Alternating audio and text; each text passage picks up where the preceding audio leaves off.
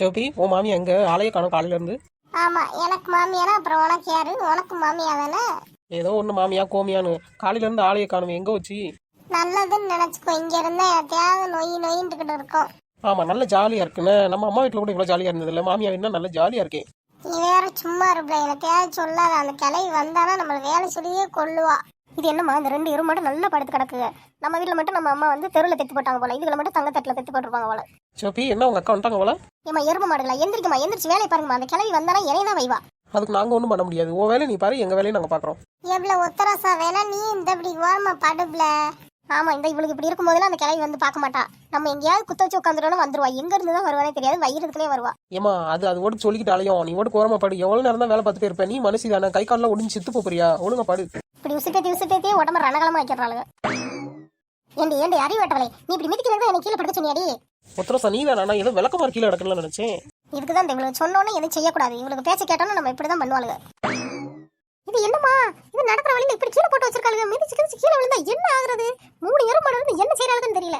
இது என்ன மொட்டைக்கிளி அதுக்குள்ளே வந்துருச்சு? எப்படி சேப்பி மொட்டைக்கிளி வந்துருச்சுல? அப்படியே கண்டுக்காத மாதிரி இரு, சமாளிச்சுக்கலாம். இது என்னம்மா, வீட்டுக்கு வந்த மருமகளை செய்யற வேலையா இது? 3 எருமை போட்டு போட்டு தூங்குதுங்களே, விளங்காதவளுக்கு. ஐயோ, கிளை வந்துருச்சா? இவளுக்கு 2 பேரும் எந்திரிக்காம இருக்காளுங்க. சரி, இவளுக்கு என்ன செய்யறாங்களோ அதே நம்மளும் செய்வோம். நம்ம மட்டும் வித்தியாசமா செஞ்சோம்னா இவன் நம்மளதான் வைவா அந்த கிளவி.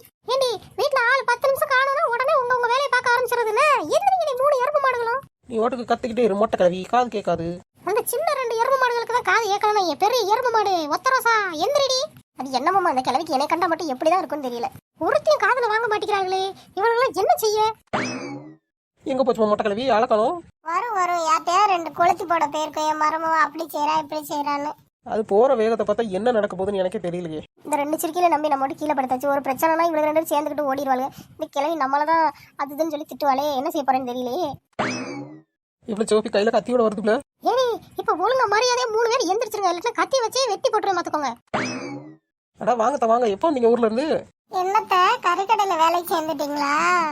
ஆமா, கறிக்கடையில சேர்ந்திருக்கேன். கறியை வெட்டுற மாதிரி உங்க மூஞ்சிகளெல்லாம் வெட்டி போடணும். அப்பதாண்டி சொன்னடி கேப்பீங்க. எவ்வளவு சோப்பி, இது என்ன கறிக்கடையில இவ்வளவு பெரிய கத்தியா வச்சிருப்பாங்க? இது வந்து கொத்தனார் வேலை பார்ப்பாங்கல்ல, அவங்க வந்து இந்த செங்கல் இதெல்லாம் கொத்தி விடுறதுக்காக இந்த கத்தி வச்சிருப்பாங்க. கொத்தனார் வேலைக்கு சேர்ந்திருப்பாங்க அத்தை.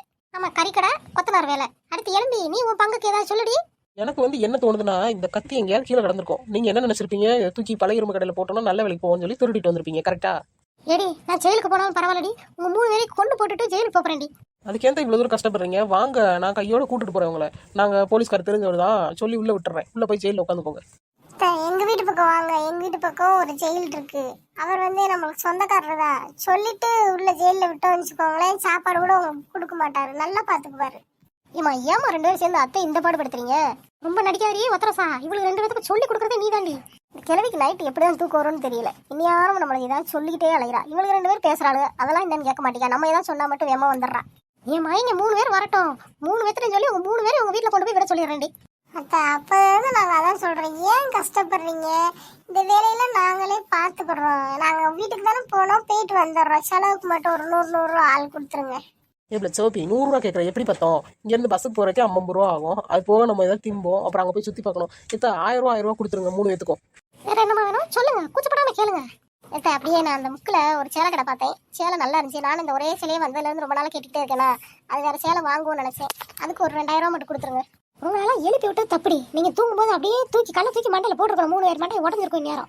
அதுக்கு தான் இந்த மாதிரி கூறுகட்ட வேலைலாம் நீங்க பாப்பீங்கன்னு தெரியும். அதனாலதான் நாங்க தூங்க மாட்டோம், கண்ணை முழிச்சுக்கிட்டே தான் இருப்போம். எங்க இருந்துதான் பிடிச்சு தொலைஞ்சு தெரியல. இந்த 3 ஒண்ணுத்துக்கும் உதவாததா இருக்குங்க. சரி போதும், நின்று கசகசன்னு பேசாதீங்க. இந்த கத்தியை கொண்டு போய் உள்ள காய வெட்டுங்க. காய வெட்டி சமைங்க சடக்குன்னு. வயிறு வேறு பசிக்க ஆரம்பிச்சிருச்சு. ஆமா, காயெல்லாம் ஒண்ணு வேண்டாம். போய் சிக்கன் மட்டன் ஏதாவது எடுத்துட்டு வாங்க, நல்ல கறி குழம்பு வைங்க, சாப்பிடுவோம். இத்தனை நாளா ரொம்ப பேச மாட்டேன். எனக்கு கறி குழம்புனாலும் சரி, இல்ல காய்கறினாலும் சரி, எதுனாலும் சரி, போய் செஞ்சிருங்க. காய் வேண்டாம், கறி வேண்டாம், விஷம் வாங்கிட்டு வரேன். ஆளு கொஞ்சம் வந்து ஊத்துறேன், சாப்பிட்டு சாவுங்க. இது எதுக்கு தான் இவ்வளவு தூரம் கஷ்டப்படுறீங்க? நீங்க வைக்கிற சாப்பாடே விஷமா தான் இருக்கும். இது தனியா காசு கொடுத்து வேற விஷ பாட்டில் வாங்க போறீங்களா?